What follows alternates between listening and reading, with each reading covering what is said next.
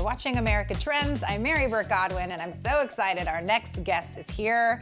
Jessica Zemple, founder of Life Shucker, is back at Studio B at Loft 100 Studios. I'm so happy you're here, Jessica. So happy to see you. Thank you for having me. I love everything about your energy and this book, Shuck This Way. I'm halfway through. What the shuck? We could spend hours talking about all the ways to say this. Shuck this way. And Life Shucker, that is what you are. You're a life shucker. You help people shuck the oyster. How do you phrase it? Shuck the shell, shuck shuck themselves. Yep. Shuck themselves to a better life. That's right. That's so right. The pearl can shine. So the pearl can shine. Yes. I love that. And you know, there's so many things in life that can bring us down, and as we get older, they just keep happening, right? Life can feel very relentless sometimes. And starting from inside us seems to be the way, because we can't control the things around us. So it's like, okay, let's turn inside and figure out how to unshuck ourselves. That's right. Right? Yep.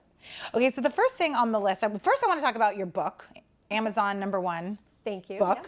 That's so awesome. Crazy. And so one of the things on the list to talk about, which is the positive thinking campaign, which is kind of out there. Everyone's just like, oh, be positive, kumbaya. And here's the thing that I wanted to talk to you about, because I see the bumper stickers that say no bad days. And I don't like that, because I think, no, it's okay to have a bad day. We're all gonna have bad days, and why force them to not be there? They're gonna happen. So let's appreciate them. So is that kind of what you mean by this? Absolutely. So one way to say it is I kind of think the positive thinking campaign's a sham. Sham, yeah. Yeah, so it's well intended, but what it doesn't do is it doesn't allow for us to be authentic, to be real. So when the grit happens in our lives, we are forced to turn it into positive right away without allowing ourselves to go into the feelings of it, to really grieve or say this sucks or whatever might be there, and just be real about it. And so if we're forcing ourselves to go into this, what are the lessons learned? How can I see the beauty in this before we are ready for that? It just suppresses all the emotions that come with some of those bad circumstances, those life circumstances. And those are part of life. I mean, the fact of the matter is that things are gonna suck sometimes. Things are gonna get hard. They're gonna be gritty. They're not gonna go our way. Our taxes are gonna be due. People are gonna die. You know, we had a loss here at the studio last month, so all of us here had to go through moments. And it's not just an overnight thing, right? It can come and go. And I believe there is that kind of thought, like, don't worry, be happy, and the no bad days thing that puts pressure on all of us to feel good all the time. But that's simply not accurate, or it's not real. It's not authentic, right? We should kind of embrace those moments. Yeah, and allow for all of it. So absolutely positive thinking and real thinking, authentic thinking. Right. So we can feel what we're feeling, and we're not forcing other people to move out of their experiences before it's appropriate to. And so sometimes I think, because there's the difference between kind of sitting in that moment and feeling the grief or the loss or the pity party, if you will, sometimes, and like learning from it and saying, what am I supposed to be learning here? And maybe you don't even jump to learning right away. Like I sometimes tell myself, or even my kids, hey, take today, even tomorrow, to just feel like crap. You know what? Cry, do whatever you need to do, eat the Haagen-Dazs ice cream, whatever it is. But then at some point you want to move out of it, take the learning, and then you move to the positive, right? But so you don't want to sit in pity forever. Right. That's true. Right? So how do you kind of help people through that, finding what's the balance of feeling it, but then kind of eventually moving out of it? That's a great question, and I would even start by saying, even when you're in the intense feelings of it, sometimes you do need a break. A lot of people will numb themselves out with some things that are maybe a little less healthier than others, and I really don't have any judgments. I mean, of course, I prefer people to use healthier techniques, but sometimes we do need to take a step out of the emotions while they're intense. So if you're going through a bad breakup, allow yourself to have pizza and maybe a bottle of wine or whatever in a good balance. Yeah. And so there's that part of it, of just letting yourselves move in and out of the intensity. And then it's also important to work through it in a healthy way as well. So whether it's movement, working with a therapist, or maybe gardening. It could be a number of different things, but what you want to do is move through the energy, and there's so many different Physically techniques. move through them. Yeah, physically, and or you could do things like journaling. Okay, yeah. To just get that energy out, because if it's stuck, that's where a lot of different things could happen. It might show up as a physical ailment. It could show up sideways. Maybe you start yelling at the Starbucks barista. You never know. You never know. Or the person that cuts you off on the freeway might get the brunt of it.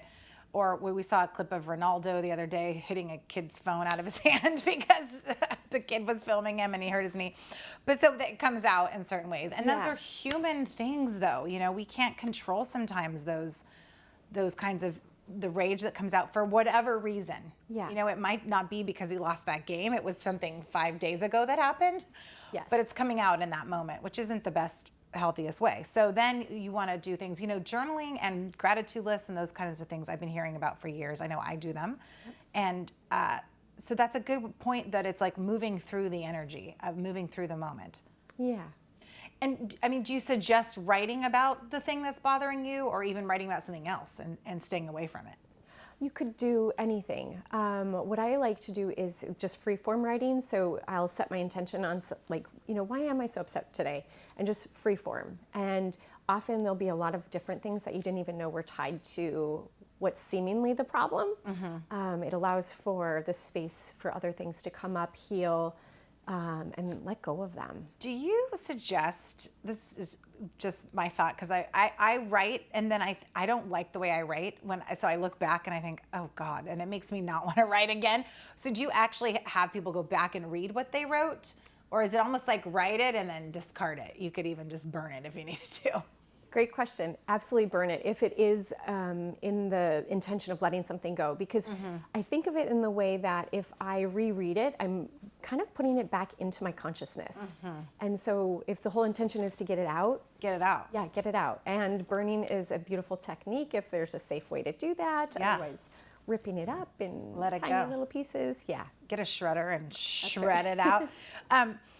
So how would you kind of guide people to move forward if they find themselves at a crossroad with either a big decision, or if they're maybe stuck? How do you help them unshuck? Like, what's the first kind of nudge? So if somebody is uncertain to make a decision at that time, I encourage them to take space, take time, because if it's not a clear yes, it's a no, in my opinion. And so I always hear the phrase, if it's not a hell yes, it's a no. That's one of my favorite lines that has helped me make decisions. If I'm not immediately like, yeah, there's a reason why, and it's a no. Yep. Because there's too many other things around the next corner. That's right. Sometimes you got to say no to good things in order for the magnificent to show up.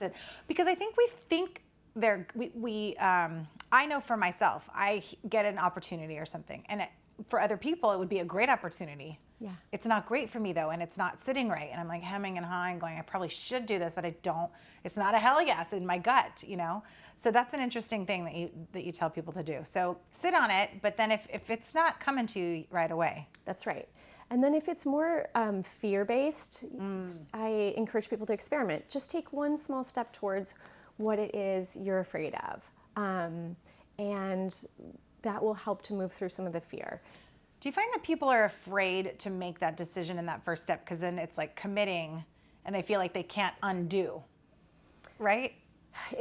It's for a number of different reasons. Everybody's unique. But one thing I do see that I don't think people consider all the time is they'd rather stay in hope than to go for something and not have the hope anymore and potentially quote unquote fail. Fail, right. The fear of failure is certainly, but it's like, there may not be failure. It's just going to be another indication to then go another way. That's right. Yep. It's just a time to pivot. But it's all how we think about how we frame things, right? In our perception. It's all comes down to our perception, right? Do you find that? Absolutely. When you're meeting with people and you think, hey, let's just think about it a little bit differently. Absolutely. Yeah. So how do you prioritize, when you're working with clients, for them to prioritize? Let's say they come to you and they're like, I don't know what I want to do with my life. Help. That's a very big question. But what's the first thing that you tell them to do? To stop and take a moment? Yeah, so I always work with people on what are your priorities? when was the last time you actually took the time to think about where you're investing your time? And often people will forget to put themselves on that list. So that's the first step, is make sure you're on your list of priorities. And then once you do that, then you can start to look at the balance of everything. And I look at it from a place of energy and how we want to invest our energy. So think of energy like a currency. So if smart. Your health is first and foremost, you want to invest a big chunk of your currency into that. Or your family. Your family and yourself. Yeah. Because you got to feed yourself and do your own oxygen mask, right? That's right. Yep. I know we all hear that, but it's hard to do. Yeah. Jessica Zemple, Shuck This Way. Get the book. Go to Life Shucker on Instagram, Facebook, and Twitter. There's your website. I love the colors. The mission is to shuck you open with love. I love it and I love you. Thank you so much. I hope you'll come back soon. Thank you. Thank you so much. Everyone at home, stick around.